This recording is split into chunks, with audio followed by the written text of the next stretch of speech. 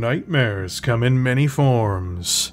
In the world of Battletech, they most often take on the shapes of war machines of the lost and would-be forgotten. Haunting specters in the darkness were the legacy of the Word of Blake, a machine of rage and destruction, and the foundations of brutality was the legacy of the Amaris Empire and Rimworld's Republic.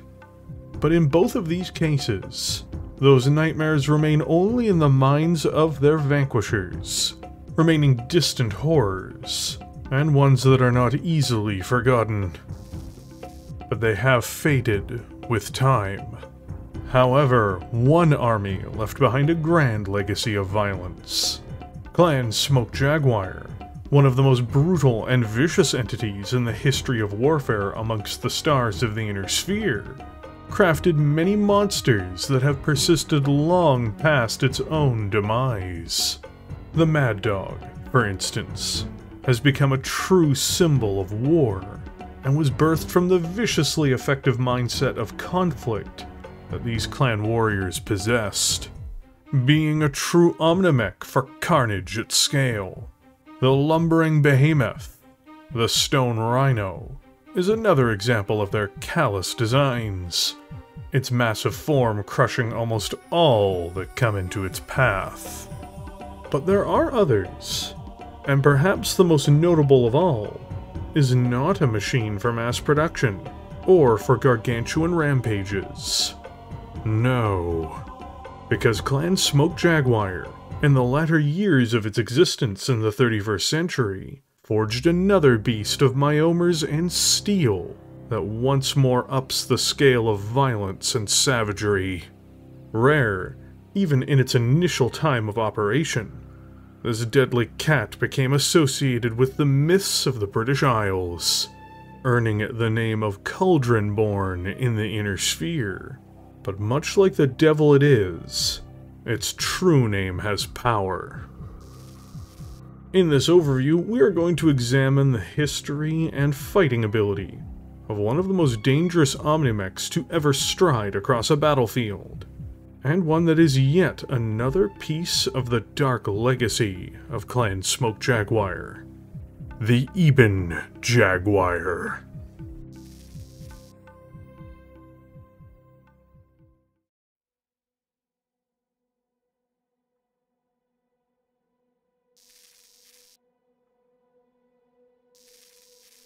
Its structural perfection is matched only by its hostility. Ash, from the film Alien, 1979.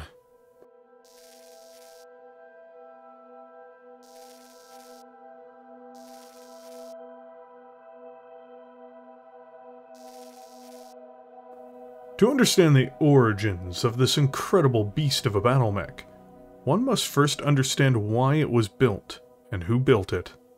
Clan Smoke Jaguar, the most aggressive and merciless of the Crusader clans during the 3040s, was a Goliath in the Kerensky cluster, first founded by Nicholas Kerensky, but truly shaped by its first Khan, Franklin Osis. From the very start, the Jaguars were set up to be extremely aggressive by their very natures. The clan may view itself often in a heroic light, but actions very much speak louder than words.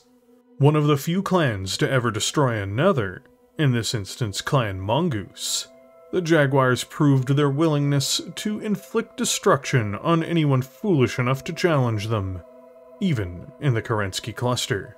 By the time of the 3040s, their reputation was firmly cemented in the reality of their ruthlessness and brutality. Possessing the most powerful tumen, the term for clan military, in theory its array of battlemechs were more than impressive. It was everywhere else, however, where supposedly the Jaguars often fell behind. The civilian castes were so badly repressed and battered into place that it heavily restricted productivity in other spaces.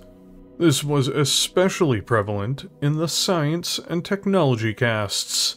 This created the circumstances in the clan of underachieving in regards to its technological contributions to the homeworlds. But they had an easy solution to that, typically.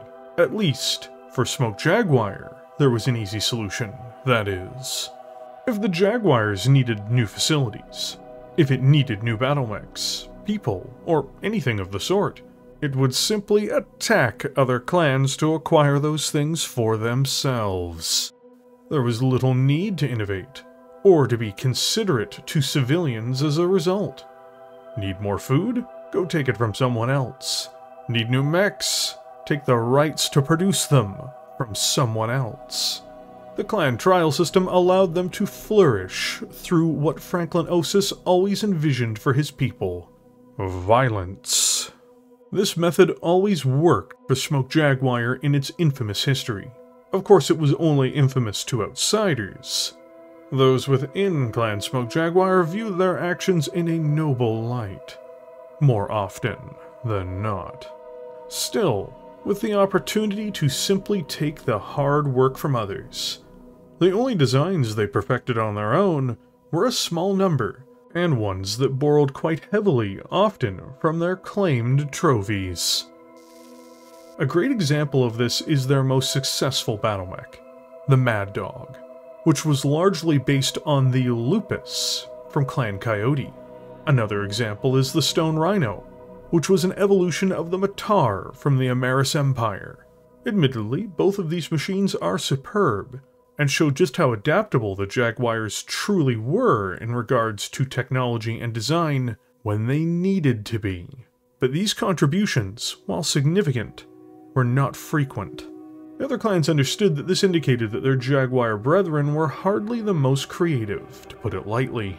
More objectively, Smoke Jaguar cared little for development of new concepts, but when they did take the ideas of others and adapted them, they often delivered masterpieces of warfare. But this does not reflect on the reality of their final gift to mankind: the Ebon Jaguar. At least, not directly, because the Cauldron-born wasn't brought about by knocking off other mechs and upping their brutality to best fit the needs of their tumen, but because of the deficiencies of a mainstream, mainline battlemech, one that filled the ranks of Clan Smoke Jaguar's clusters. Every one of the clans had adopted a relatively inexpensive, simple, heavily armed heavy mech known as the Hellbringer, a machine of desperation made by Clan Hell sources. It was an unexpected success, at least for clan duelists, seemingly. The main problem with it was, this monstrosity was overgunned, significantly, and most other aspects of the battlemech suffered severely due to this, outside of its mobility. In the 3040s, Clan Smoke Jaguar was seemingly the first to take a real, hard look at this now older, but prolific Clan Hellsource's Omnimech, and assessed it to be truly inadequate for combat, especially at scale. The lens of history would by and large prove this assessment to be correct. The Hellbringer was so heavily armed, it rarely could manage its heat, and worse, it had incredibly minimal armored protection, making it a target that could be easily removed in battle, whether it be in a trial, or especially when it squared up in traditional battles without Zellbringen. Zellbringen, if you're wondering, is a set of rules that encompass clan fighting traditions, for those who have not followed the ways of the clans up until this point. This meant that it would be a high-value target for any enemy, easy to destroy and excessively gunned. These are truly a pair of bad traits for a frontline war asset. During the invasion, even extremely primitive Inner Sphere heavies, with a bit of luck, had the ability to engage and overwhelm this troubled mech, despite what clan arrogance might have tried to conceal. But the Jaguars saw through all these severe issues years before the invasion into the Inner Sphere launched, and began trying to remedy it. The order to find or create a replacement came down to the science and technician casts during the 3040s. Something needed to fill its vital battlefield role and weight class. A new, fierce beast was conceived, and one which came just in time for what would become the assault on the Inner Sphere, known as Operation Revival. Where the Hellbringer was frail, the Ebon Jaguar was sturdy. Where the Hellbringer had 28.5 tons of weaponry on board, the Jaguar had 30. It was an improvement in almost every way, save for cost of production and critical spacing. But these advantages paid off in the extreme. This new aggressive Battlemech was approved by the clan warriors, and the next stage of development began. The first production line, Ebon Jaguar, walked off Smoke Jaguar assembly lines on Huntress in 3049, the very year Operation Revival launched. Due to their relatively new status, they were not recorded in any noteworthy engagements by the Inner Sphere until the greatest battle that the Jaguars would wage during the entire operation proper, and it left a devastating and terrifying first impression.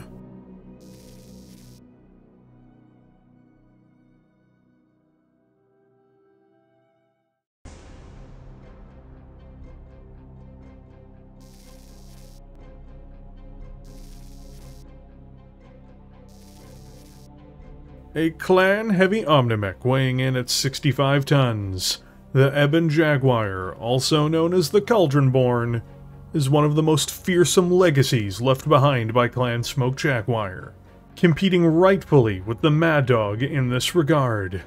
Using a multitude of advanced technologies, and with a design ideal of replacing the very heavily gunned Hellbringer, it truly brings the pain, at least in many of its configurations. To begin our journey delving into this devastating design, let's begin with its core attributes. First, the Jaguar has a 3.5-ton CSJ Type 63.43 endosteel chassis. This means the mech gives up some of its critical space in favor of tonnage.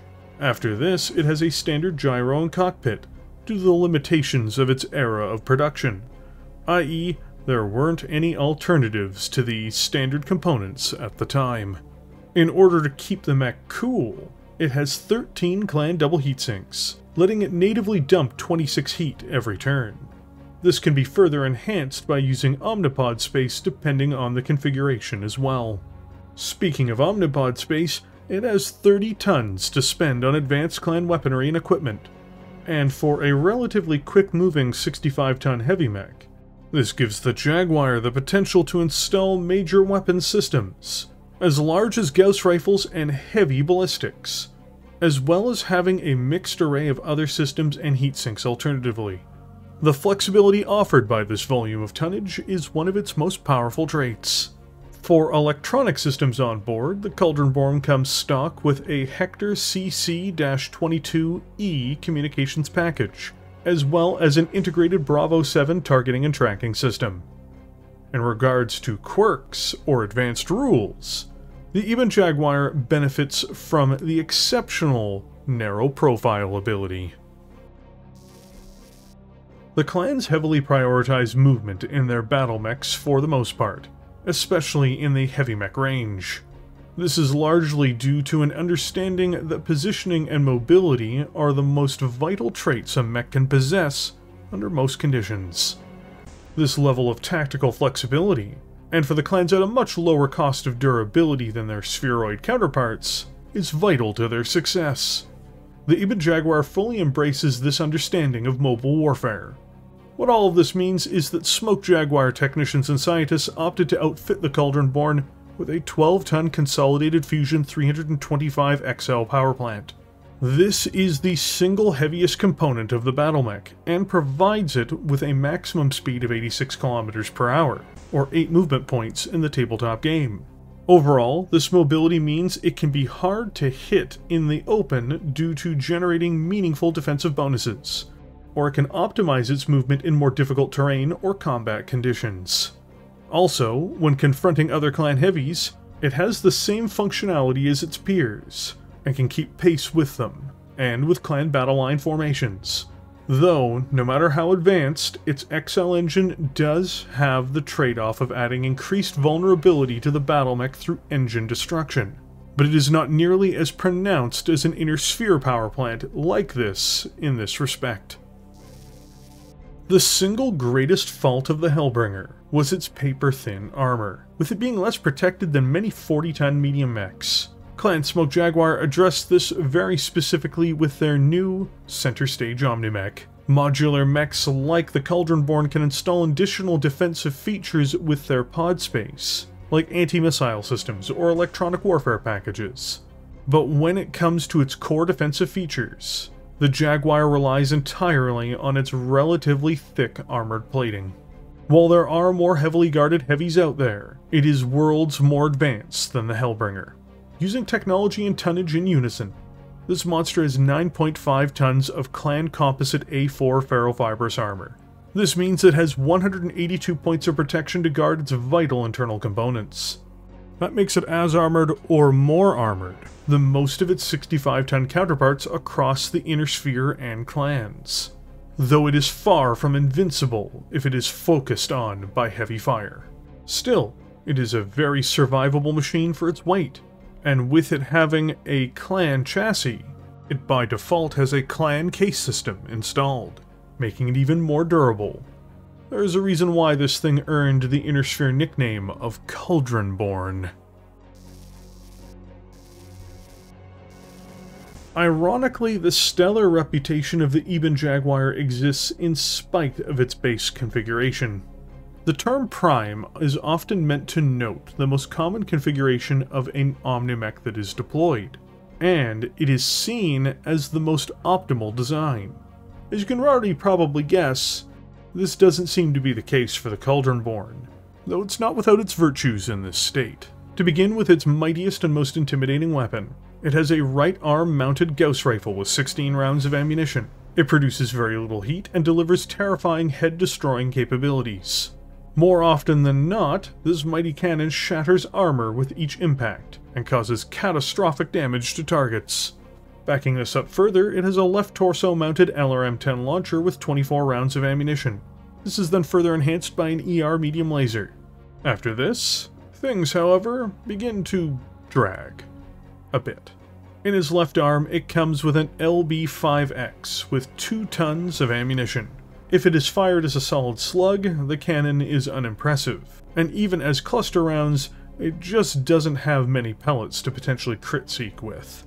Its range is exceptional, but it's a lot of tonnage for not a lot of flash, and this is a mediocre backup to the otherwise devastating Gauss rifle. Then, least impressive of all, it has a right torso mounted SRM-2 with 50 rounds of ammunition. So, the virtues of the Prime are that it has a major cannon in the form of a Gauss rifle. The problems begin everywhere else. The ER medium laser is a lonely weapon system, and the LRM-10 is fine. The LB-5 is lackluster, and the SRM-2 is frankly unimpressive. It has a lot of tonnage tied up in systems that really just don't help it. Also, it has a lot of explosive material on board, with it having 5 tons of it spread between its side torsos and left arm.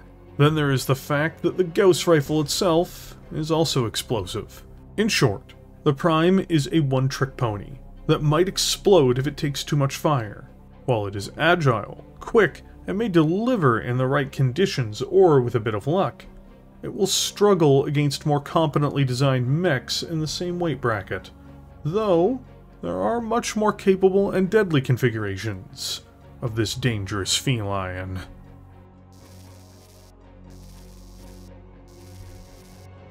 A much more lethal cat is without a doubt the A configuration. Combining energy weapons with one of the most intimidating platforms in Battletech definitely yields this monster much better results. Though as a warning, this one is going to run exceptionally hot. Something that has been pointed out to me is that I have a preference for mechs that don't melt into the ground, and this is entirely fair. To borrow a term from gaming in general, I have a taste for sustained damage over burst damage, because of the nature of how Battletech plays, and because of the nature of the penalties that heat can bring to a mech, often crippling it as though it had taken damage, or in some cases, even triggering ammunition explosions on board. However, there is most definitely a place for mechs that use bracketed fire, or burst damage as described. The Jaguar A is very much an embodiment of this. First, let's run down its weaponry. It has a pair of ER large lasers, with one in each arm, and these allow it to reach out to extreme distances, delivering 10 damage sets on opponents.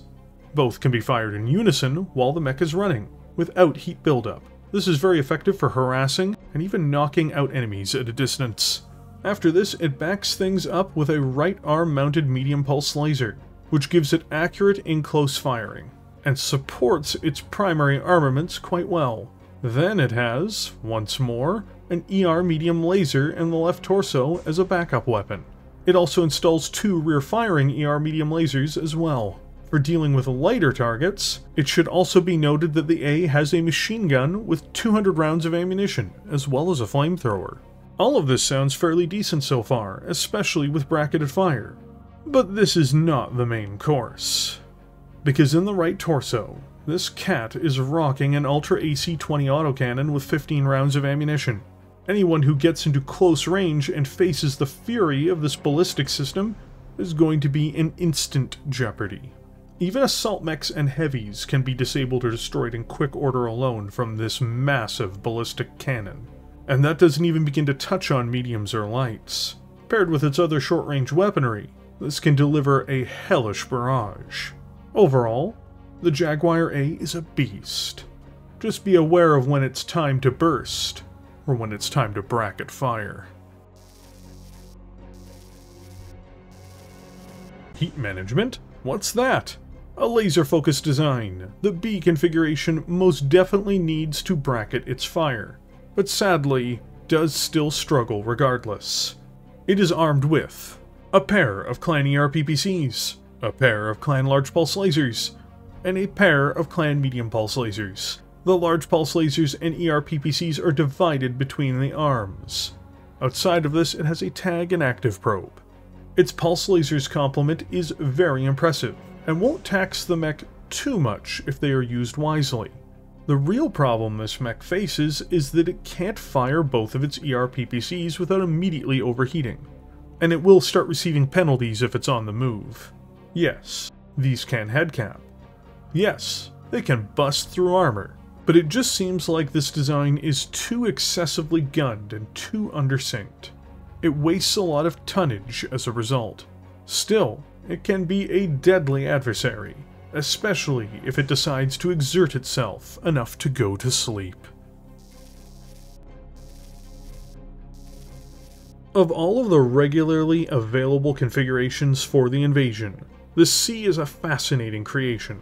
Perhaps it is more effective in a Mechwarrior scenario, as on the tabletop it is strangely a limited model, investing entirely in ammunition-based systems, and having no real punch-through ability on any enemy plating.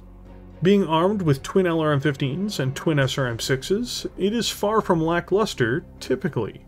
It has a total of 60 rounds of SRMs between the two launchers, and 32 between the LRM systems, giving it longevity in most scenarios. These weapons are great, and complement one another well. Where things go awry are in its primary weapon systems, in that it has a pair of arm-mounted Ultra AC-2 autocannons for its main guns. These are lackluster on the tabletop, but surprisingly effective in the video games. Still, it's a lot of tonnage, and with ammunition needed to feed them, it makes this variant of the Cauldron-born even more prone to exploding. But hey, it is heat neutral, so that's nice at least.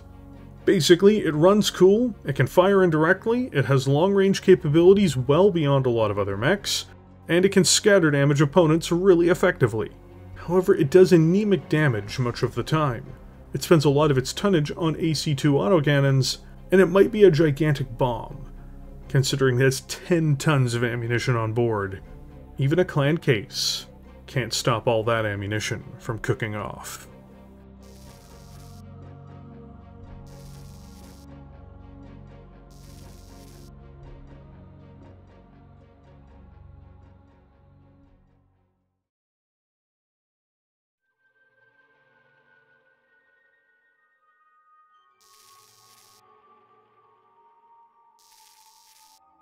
My heart hoped for glorious wars against honorable warriors. My mind expected honorless battles against uncivilized barbarians. You tell me that our conquests of the Inner Sphere will be nothing more than skirmishes against cowardly children? Imagine my bitter disappointment. Ilkhan Leo Showers, addressing the Kurultai. February 23rd, 3050.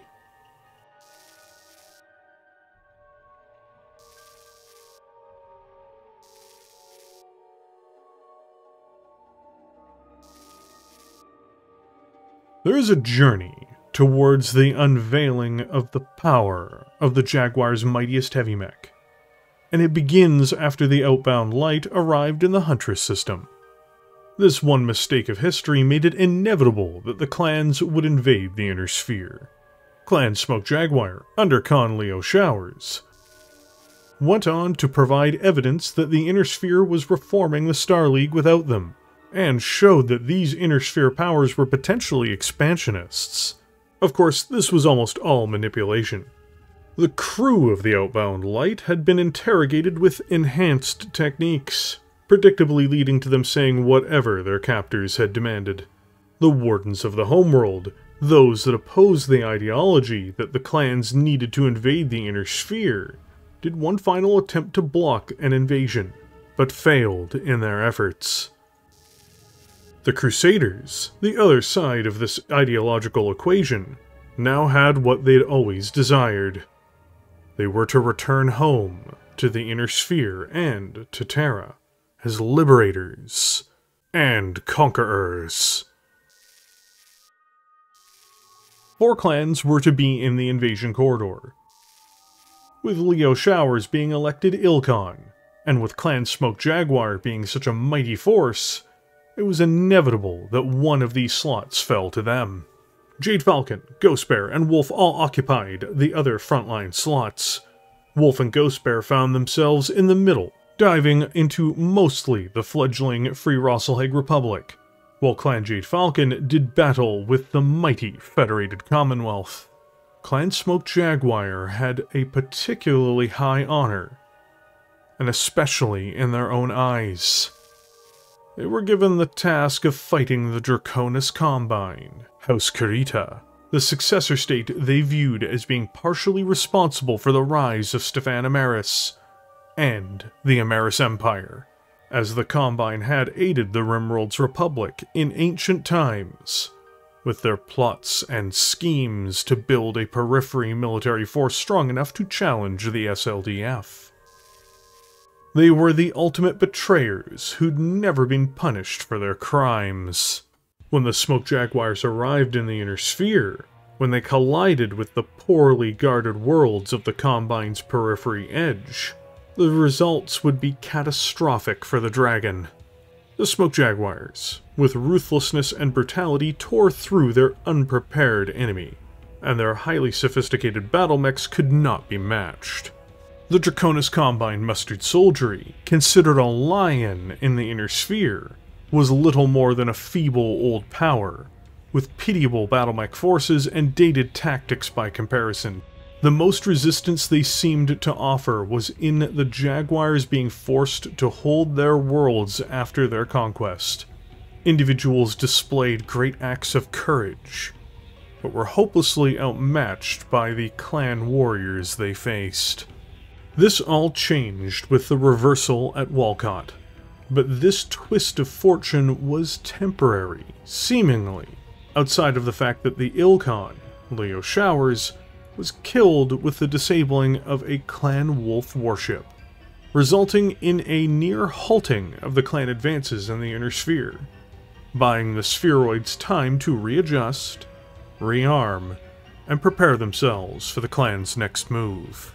When Smoke Jaguar reopened their offensive, its planned waves of attacks continued, relentlessly, but this time they fought a far more capable DCMS force, with newer, more sophisticated Inner Sphere battlemechs, and often with harder and more disciplined formations. These regiments could slow the Jaguar, but they could not hope to stop a dedicated assault by the clan's powerful clusters and galaxies. Where the Jaguar chose to deploy its serious forces, there was only one outcome. Another significant problem for the defenders was that they still couldn't anticipate where the Jaguar's claws were to strike. Operatives were sent into occupied territory to discover where the Jaguar's main push would be directed towards, as hostilities re-emerged. But none were able to give an answer, of the few that reported back. It was Comstar that inevitably, quietly leaked to the Combine, where the next blow was to land. Luthien. During all of this chaos and violence of the first years of the invasion, the Ebon Jaguar saw very minimal combat, if any, on the front lines of the corridor. But this was to change as the Jaguars made their plans to take the capital of the Draconis Combine. Perhaps because it was one of the most thoroughly documented and studied battles of the clan invasion, or perhaps because the Jaguars opted to deploy their most cutting-edge mech forces in battle. This was the first documented engagement with the fearsome monster that became known as the Cauldron-born.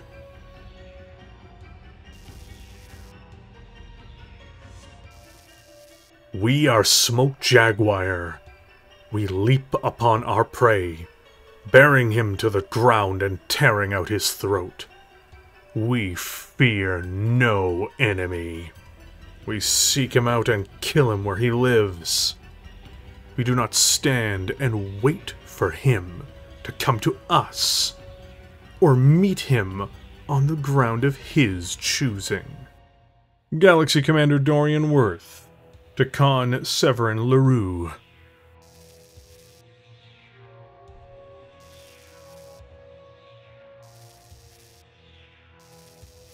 Once Luthien became exposed to a potential clan assault, it was inevitable that it would become a key target for Clan Smoke Jaguar. The planet was, first of all, the industrial beating heart of the empire it was at the center of. Next, it was the political and administrative capital of the Combine, and had the greatest concentration of its leadership. It was the symbol of the dragon's power and prestige. If the planet could be taken, it'd be a devastating blow against the Inner Sphere, and in effect would be the beginning of the end of meaningful resistance across the Great House's sector. Such a victory was also to bring an enormous amount of honor to those who participated in it as well. Ilkhan Ulrich Kerensky, who was newly appointed after the death of Leo Showers, was briefed on the situation within the great flank that the Smoke Jaguars had opened. The Jaguars were now being supported by Clan Novacat, who had acted as a reserve clan, just due to how much territory they needed to cover, and due to several problems which had appeared for the Jaguars since their defeat on Walcott, even with successive waves of assaults being relatively successful against the Combine after the fact.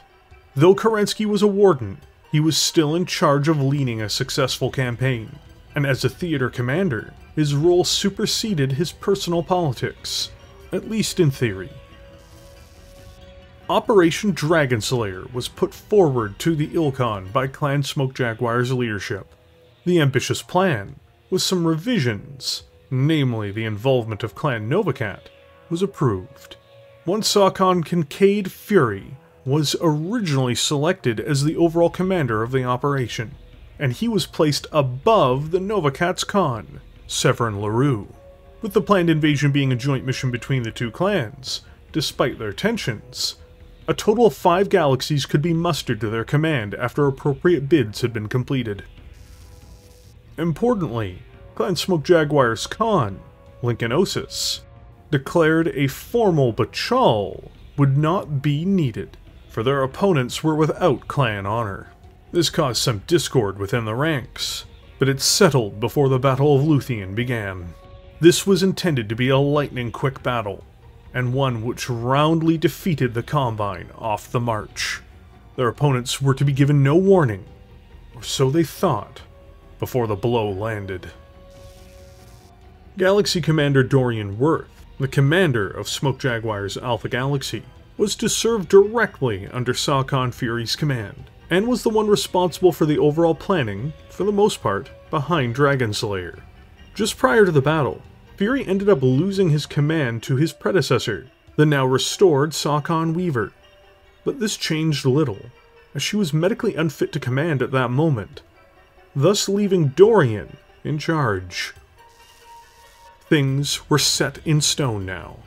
5 fully equipped clan combined arms galaxies, as well as 3 clusters of aerospace fighters of the combined Smoke Jaguar Novacat task force were set to begin the grandest battle of the entire campaign of Operation Revival. Only the Battle of Tukiad superseded it in scope and in importance, but that wasn't truly a part of the broad campaign. This was to be Clan Smoke Jaguar's moment, their chance for true glory. The assault on Luthien began January 4th, 3052.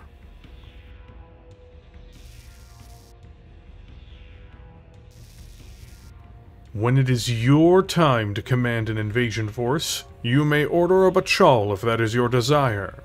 But for now, your duty is to obey the commander I appointed you.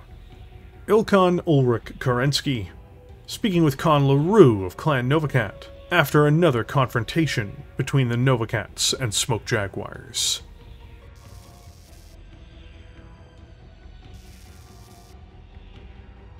Before any troops or battlemechs could make landfall on the planet, things needed to be sorted out in the skies above Luthien. The 3rd and 7th Luthien aerospace wings intercepted incoming dropship forces as best they could, and the clan's transport forces found their escorts being peeled away to deal with this pressing issue. While several clan dropships were damaged in the fight in the outer layers of Luthien's atmosphere, the overall damage to the volume of ground forces was limited. These fighter engagements were not one protracted battle either, but a series of small, intense skirmishes. Jaguar and Novacat forces emerged across the planet from their staging grounds. However, the overwhelmingly largest component of the force was placed to threaten the Imperial City. This was the most obvious target for the Jaguars to take, whether they liked it or not. If the Combine's leadership could be subdued, and preferably captured, the planet's ability to resist would dwindle quickly. What they found in their march towards the dragon's beating heart was not a great, honorable clash, at least at first, as they'd hoped for. The engagements the United Clan Front found themselves in were grinding battles over the course of 48 hours. Ambushes, traps, minefields, and hit-and-run tactics were all employed heavily against them in harrying campaigns launched by the DCMS, and by their unexpected allies. Unbeknownst to the descendants of Kerensky, at least at the beginning, they were not just fighting House Karita, but the respectable and deadly Kellhound mercenary unit, as well as the famous, or infamous in this case, traitors to the clan cause, the Wolf's Dragoons. Their enemies had set aside their differences, as the Combine famously hated mercenaries, and especially the Dragoons. But they had allowed for these reinforcements from First Prince Hans Davian in their time of need. This then heavily weighed things against the clan attackers, especially as they failed to find any meaningful, devastating knockout blows against most of the units they faced. Bogged down in the first major day of fighting in the Lightning operation, the second day saw the Jaguars make progress, as they brute forced their way past the first Swords of Light and their reinforcements. A vicious counterblow landed from the DCMS, as the Geonosians launched an all-out attack against the clan thrust. This landed in the Terracana Plains, and proved to be the undoing of the defenders. Because it was here, the first major concentration of Ebon Jaguars made their appearance, as the Novacats and Smoke Jaguars rallied and unified their commands properly in order to throw back the counterattack and press forwards. Trinary Alpha of the 1st Jaguars Guards charged at the center of the DCMS lines as the clan forces rallied. The Combine's localized superiority in numbers poured fire into these fast-moving new heavies, which weathered the storm. More unnervingly for the spheroids yet, these mechs received, often, seemingly lethal amounts of fire from the first Swords of Light and other defenders. As one fell, another appeared, as if they were rising from the grave that the DCMS had just placed them in. By the end of this fight, Combine aligned soldiers claimed to have knocked out over 50 of these Omnimechs from this one formation. The reality was shockingly not the case. They simply were resurrected and stalked back towards their enemies, unleashing their own savage barrages into their opponents. This was where this new mech earned its name, Cauldronborn, referring to the ancient mythology of the British Isles, namely of Ireland and Wales, of the dead rising from the Cauldron of Resurrection. Only this was not to be its only deployment, as this monster and the cat clans pulled themselves up after these devastating days of fighting and launched themselves once more into the offensive. Novacat nearly had a breakthrough at the Wasada Hills and into the Basin Lake Valley in the following day, before colliding with the Kellhounds and Wolf's Dragoons. This was the preliminary battle before the finale, the Battle of the Kato-Gucci Valley. While raids happened with lighter forces on both sides, such as the Jaguars storming and damaging Luthien armor works, or the Geonosians striking back at the Jaguars in raids before the grand battle to come. These were mere sideshows. The Novacats faced increased resistance, even as their clusters tried to dislodge and bat aside their mercenary opponents. The grinding nature of the two-day battle so far had been such that both sides were shedding men and machines. The Hounds managed to throw back the Novacats at first, but poorly placed follow-up attacks ended this hope.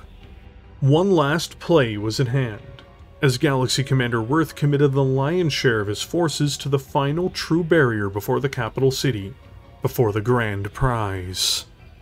The commitment of the entirety of the clan's remaining forces were placed on this throw of the dice, as the 5 Cat Galaxies crashed into 12 DCMS and mercenary regiments. The intensity of the fighting resembled the hell that the defenders assumed the Cauldronborns came from, as both sides brutally slugged it out. This was the largest conventional engagement since the Second Succession War. Both lines pushed for the advantage, to seize the initiative, even as the clan's unstoppable war machines pressed hard. It simply wasn't enough. At the height of their power, it all started to come undone. A counterattack by the DCMS and Wolf's Dragoons at the decisive moment, where the last of the clan's reserves were committed, broke the attack, and any hope for a clan victory. For all of its strength, for all of its reputation and power, Clan Smoke Jaguar, shortly after their Novacat allies had already begun to abandon them in the now doomed battle, collapsed. Galaxy Commander Worth was killed in the fighting, and the Jaguars took horrendous losses in their stubborn and ill-fated campaign and now retreat. Even their greatest mechs, such as the Direwolf and Ebon Jaguar, could not change this outcome. Defeat, humiliation, and despair were the only rewards they had to claim. The survivors in the Smoke Jaguar tomb didn't fully realize it, but this was the turning point, not only in the war for the Inner Sphere, but for their very clan's survival. Within 8 years of this defeat, the clan itself would be destroyed, as the Inner Sphere brought war to their doorsteps in the homeworlds, after driving them from the Dragon's realm entirely. The mech which debuted on Luthien in the Inner Sphere, a mech built on Huntress, a world that saw its industrial base destroyed and its inhabitants conquered, seemingly was set to fade into the abyss as a lost trophy of a dead empire.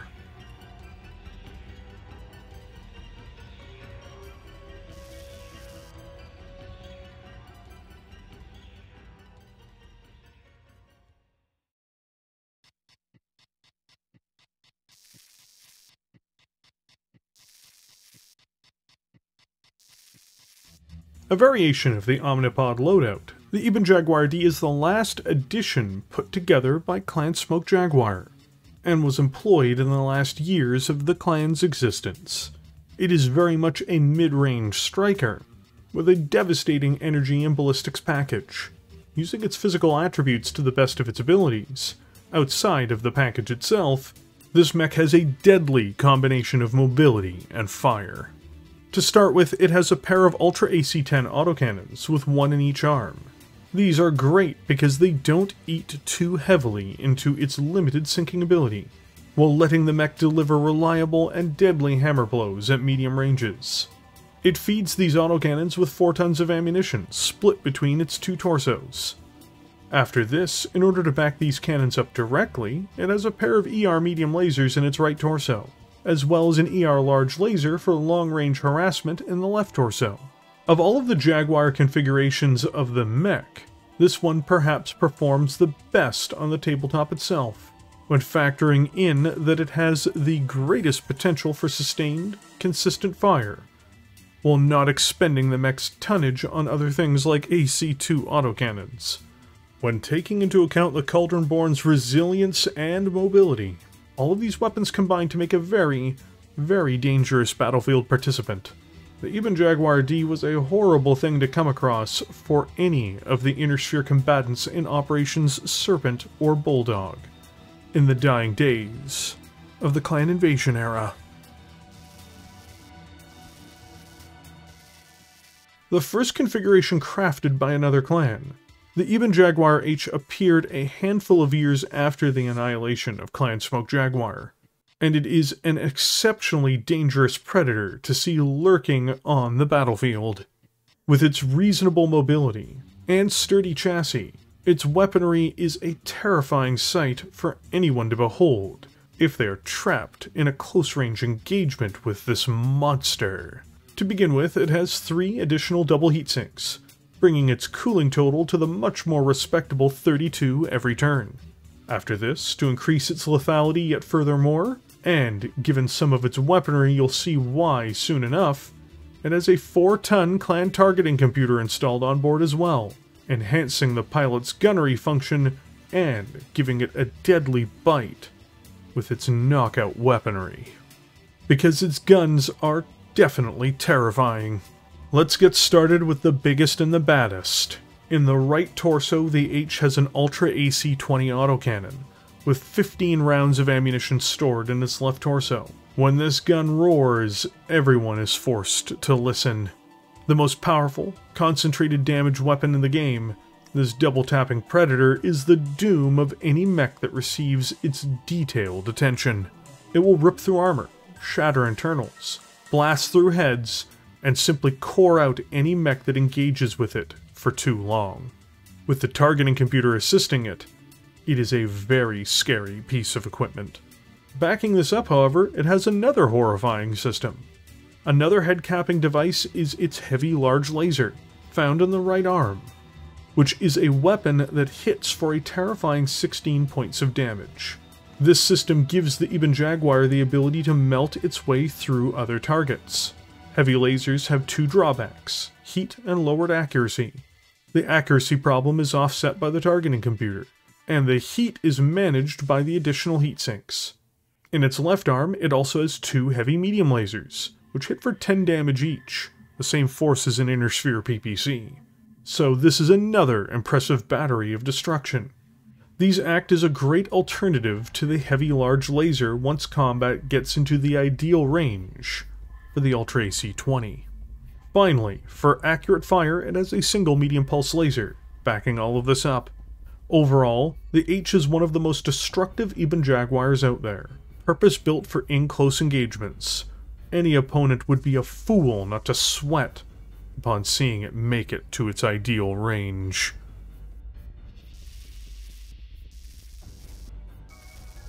Just as the Inner Sphere spiraled into the warfare of the Blackest Era, new technologies were made available to clan battlemechs. And the first example of an Ebon Jaguar platform embracing HAG and ATM systems is in fact the E configuration. First put together in 3069, this mech is a valiant introduction to these technologies on the mech. First, it has a right arm mounted large pulse laser, giving it greater range, solid damage, and exceptional accuracy. Next, it has an ER medium laser mounted in the left torso as a backup system. But then we get to the real teeth this mech has. First, in the left arm, it has a HAG-20 system installed. This Hyper Assault Gauss rifle will land blistering barrages, hitting like an LRM-20 launcher, but one that can't be intercepted by an anti-missile system. HAGs are generally feared, and the HAG-20 is no different. There are 18 rounds of ammunition for this hellish cannon. The final piece of this devastating puzzle is the E's ATM-12 launcher, with the optimal, versatile total of 3 tons of ammunition, giving it 15 rounds of fire. These missiles can be launched in 3 different stages, depending on the ammunition on board. This is truthfully one of the most dangerous missile systems in the game, with each missile type excelling under different conditions. Woe be to anyone who gets caught in close by an HE volley from this thing. Overall, the E is a balanced, explosively powerful battlemech. The most vicious sniping platform yet devised for the Ebon Jaguar, at least in terms of being a dedicated armor breaker and head clipper, is the Ebon Jaguar F. Built with a symmetrical approach for its onboard weaponry, the F has longevity on the battlefield as well, as the loss of one side torso will not hinder it enough to stop it from being able to fight its enemies. It lives up to the name Cauldron-born as a result. Introduced at the turn of the century in 3104, it must have been a real shock for anyone who came up against it when they first appeared. Let's get its basic system changes out of the way first. Out of necessity, it increases its heatsink total to 20 overall, letting it dump 40 heat per turn, and it definitely needs to do this, and you'll see why shortly. Much like the terrifying H model, this is equally scary when it comes to its onboard targeting computer, making it all the more lethal. So, what makes the F something you need to respect on the battlefield? To start with, it has twin ATM-6 launchers, with one in each side torso. These let it deliver myriad types of fire onto its enemies, especially with, once more, the optimal 3 tons of ammunition on board. But these aren't the main attraction to this monster. The main act is its pair of Clantech ER-PPCs. When combined with its excellent cooling and its targeting computer, these are a horrifying main armament for a fast-moving 65-ton mech. When adding in its ATMs for crit seeking, or for close-range defense, it is a true monster on the battlefield. In a unit with multiple Ebon Jaguars, the F and the H working together would be a horrifying mix of close and long-range fires too. But even on its own, the Ebon Jaguar F is an all-range sniper, and one which can handle just about any opponent. The modernization package for the original Prime variant, the Ebon Jaguar T is a product of the new age of warfare, with modern sensibilities, technologies, and understanding. It also has allowed the mixed capabilities of its inspiration to become something far more sinister. Nothing of the first design is retained, save for the broad physical characteristics the mech possesses, and its appearance. To retain the power of the mighty Gauss rifle the Prime is known for, while reducing its tonnage burden, the T installs a Clantech ER-PPC into the right arm. This does the same damage, though at 15 times the heat. Still, with the other systems on board, this isn't as much of an issue as one might imagine. Removing its pitiful SRM-2 package, the T then goes on to replace it with a pair of powerful Thunderbolt 5 missiles. Thunderbolts operate like traditional LRMs, though they strike a single location for their full damage, giving this mech another decent long-range system that can lay into targets, and meaningfully support its PPC. These have 12 rounds of ammunition per launcher. The traditional LRM-10 is then upgraded to a Streak LRM-10, losing its indirect fire function, but in favor of reliability. And it has 12 rounds of fire overall, another decent addition to supporting the ER-PPC. The final long-range striking system on board is an Ultra AC-5 autocannon in the left arm. with 20 rounds of ammunition, replacing its prior, much less capable LB autocannon. Just as an aside, all of the explosive ammunition on board this mech is hidden beneath Case 2 systems, drastically increasing the survivability of the chassis, especially in how it can potentially protect its XL engine components on board in the event of a cook-off. The left torso is then outfitted with an improved heavy-medium laser for close-range backup. Overall, the T is a decidedly long-range killer, meant to be taking up positions at range, using its enhanced speed, and laying into its opponents with a variety of deadly weapons for a brutal onslaught. In fact, if only firing on targets at range, it can run and fire all of its main systems in this bracket, and while it will overheat, it won't do so catastrophically, meaning it can cycle out several systems for its next barrage in order to maintain optimal capabilities. The Ebon Jaguar T is a versatile killer, and definitely deserves to be the new prime of the latter eras of Battletech. Its prey will quickly find why this old Jaguar is rightly feared.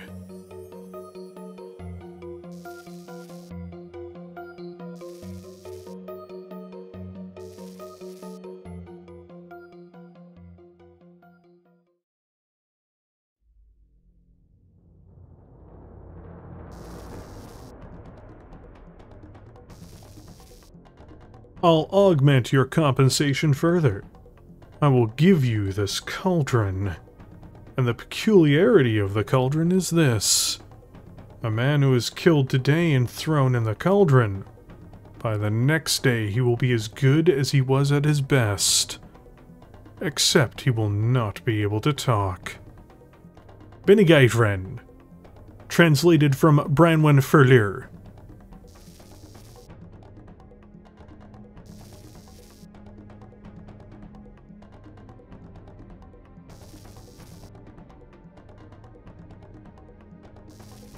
In the aftermath of the clan invasion and the spear driven through the body of the clan most responsible for it, the remnants and scraps of the once great clan were all that remained.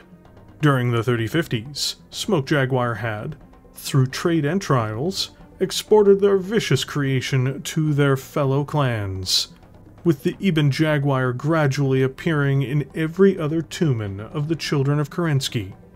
But just because these clans had stocks of the mechs and some repair components, did not mean they were producing more of these fearsome platforms.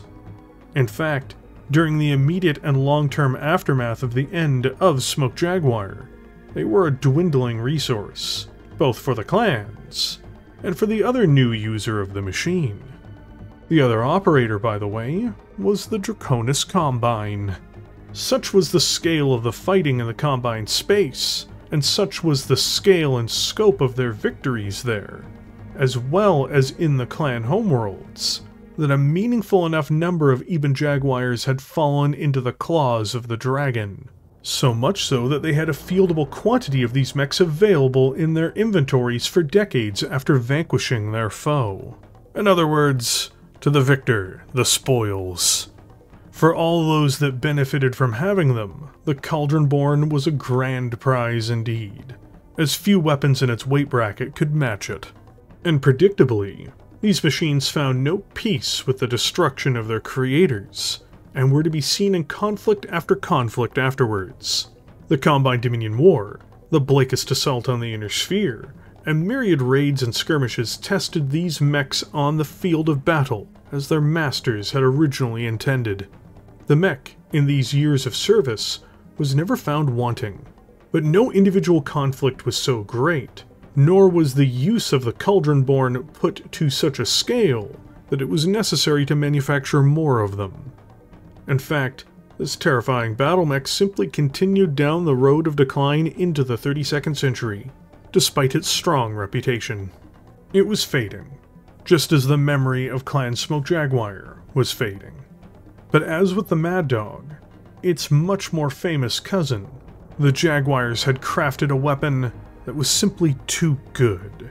Its grit and power in warfare, its ability to inflict violence on others, and to destroy was simply too great for it to be ignored, and left to a gradual oblivion.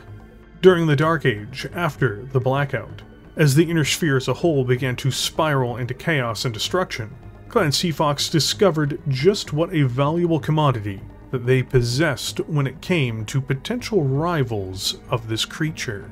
Inner Sphere states craved clan technologies to wage their wars, and many clans needed excess production capacity. They all desired reliable, devastating war machines, and the Foxes always sought to fill their demands. While they'd long ago began the process of distributing older clan tech systems to the Inner Sphere and their fellow clanners, typically in the form of second-line mechs, the Foxes were usually more reluctant to export cutting-edge technologies and platforms. The Ebon Jaguar, however, was no longer considered either of those things, despite how effective it was. Thus, Clan Seafox opted to reverse engineer the last child of Huntress, casting its corpse into the cauldron and allowing it to be reborn, letting the monster breathe once more, if for no other reason than for their own use of it and profit. At the front of the line for their resurrected product, once manufacturing plant SFF-C01 began churning these machines out, were of course other clans, replenishing the stocks and repair parts for existing units within the Inner Sphere's tumens. Barring 3 notable exceptions, Clan Ghostbear didn't seem to be interested in reacquiring the Ebon Jaguar for their forces. For example, their own military simply had domestically made alternatives, and while they hardly didn't forsake business with their Fox counterparts, they didn't go to the table for their scraps unless needed. However, in the case of Clan Jade Falcon and Clan Wolf, neither of them were allowed to acquire this new mech. In the example of the former, Jade Falcon during the Dark Age, to be blunt, had few friends and many enemies given the radical political shift that took place within the clan. For the Wolves, and later their new empire, it was deemed unprofitable to sell it to them, and seemingly even after the formation of the Ill Clan. Instead, new Cauldronborns were distributed to the Clan Protectorate, and even the Capellan Confederation, an Inner Sphere power. Both of these entities were able to use this mighty war machine for their own gains, and in the case of House Liao, this brutish clan heavy was utilized to skewer the Republic of the Sphere, and now this spear is being turned towards potentially its distributors, or at the very least their puppets. The realm of arms trading can have many unforeseen consequences, but it's all a part of playing this dangerous financial game.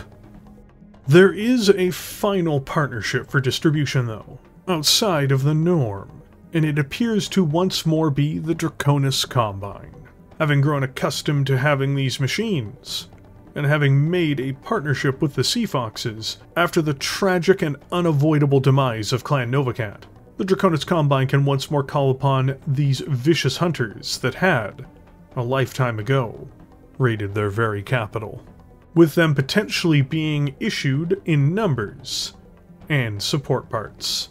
The weapon that was used against them in a war long ago is now a mighty component of their own arsenal.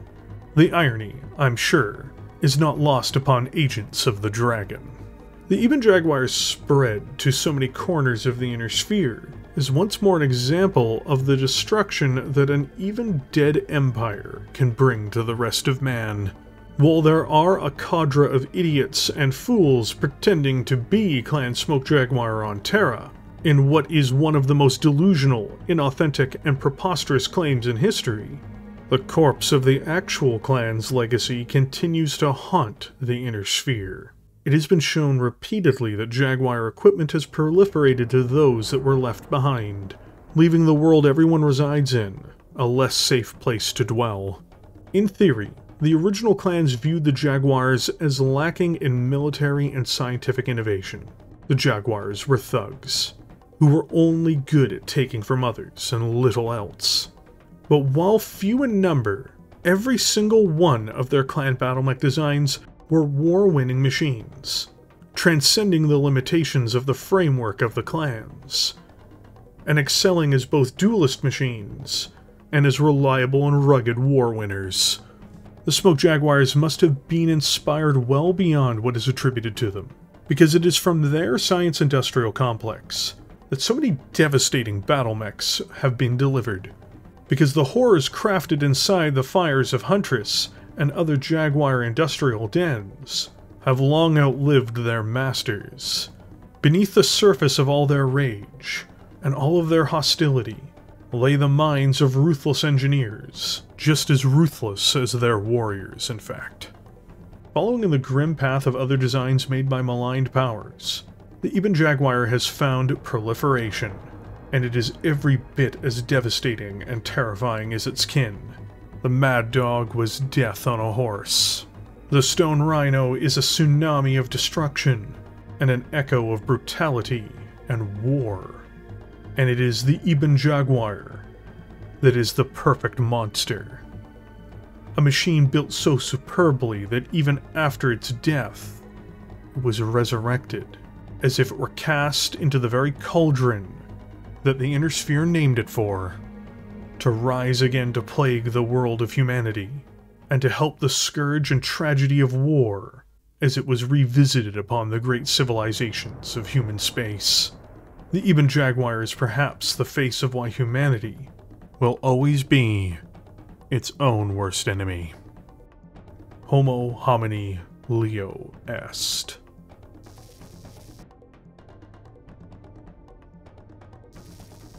The Smoke Jaguar fights like a true warrior. No deceit, no subterfuge. A single brutal assault, both open and deadly.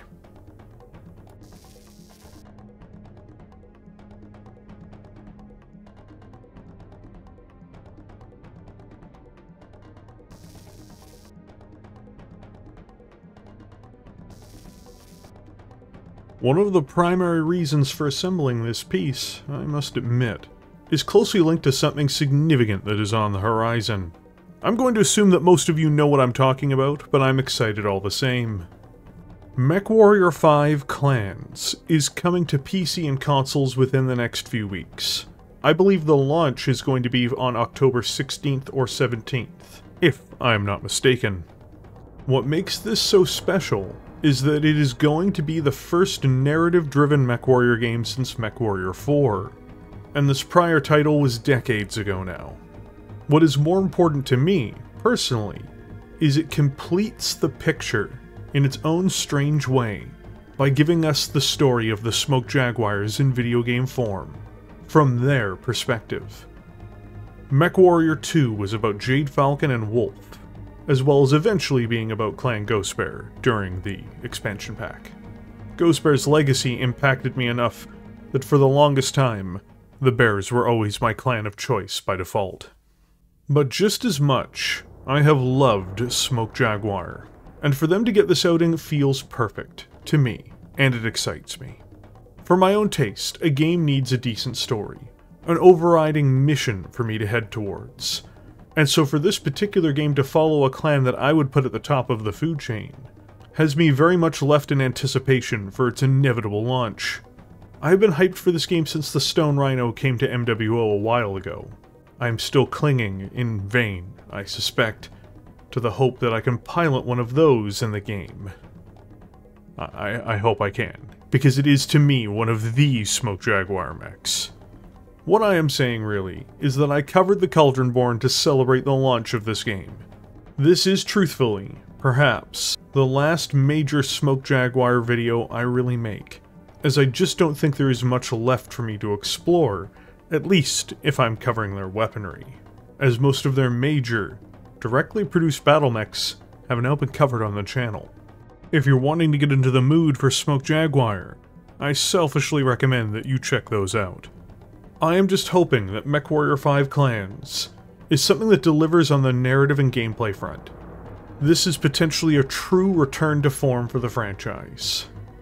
A new dawn potentially awaits us all, one without contractions, or the rulership of irresponsible freebirths. Conquest shall be ours.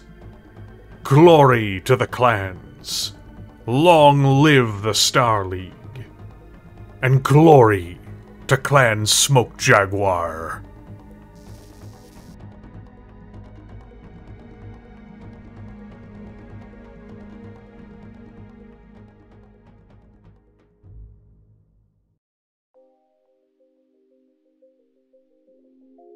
Thank you all for joining me here today. I hate to do this, but this is the part of the video where I've got to remind you that if you enjoyed the ride up until this point, don't forget to smash the like button. It really does help. Also, if you are wanting more Battletech content, I do my best to release meaningful pieces like this as often as I can. I'd recommend subscribing to keep track of what I'm up to and what projects are coming out. I already said most of my piece in the Mechwarrior 5 section of this video, but I really do want to thank everyone who made this possible. To start with, that's going to be Eldonius, who created the magnificent Ebon Jaguar art piece that you see in this video. Typically, Eldonius does do prints of artwork that he's made, so keep an eye out for that. I will have a link to his website and his Twitter profile in the top pinned comment of this video. As per usual, the primary resources used to construct this video will also be placed in the same resources comment. There's one major video planned for the remainder of the year, which I do want to get out in the November timeframe. And that is going to be the Nova Cat.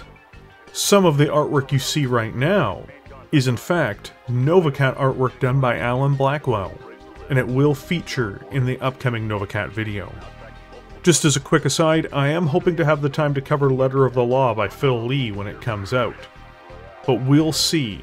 I'm a big Free Worlds League fan, as most people know, but a novel review may not be in the cards just due to scheduling, but I'm going to try to get something out for it.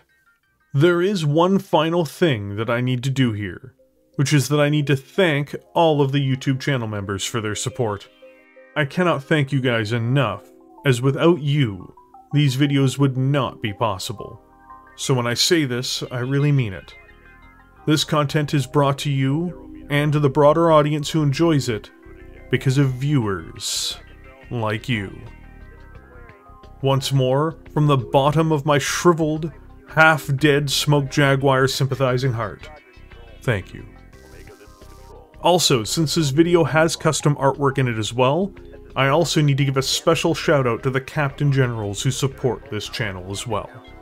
So an enormous thank you goes to Beskar66, Telos, Rye Fields, Robert St. John, Thomas Craker, War Hippie, Adherent of Lady Columbia, Earthquake Johnson, Iron Darkness, Manakoa, Kaylee86, and Chad Layden.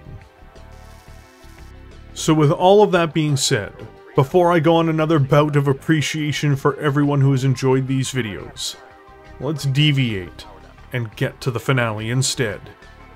Did you enjoy the Ebon Jaguar video? Are you excited for the upcoming Nova Cat? Are you also anticipating Mechwarrior 5 clans? Let me know in the comments section below, and I will catch you all there.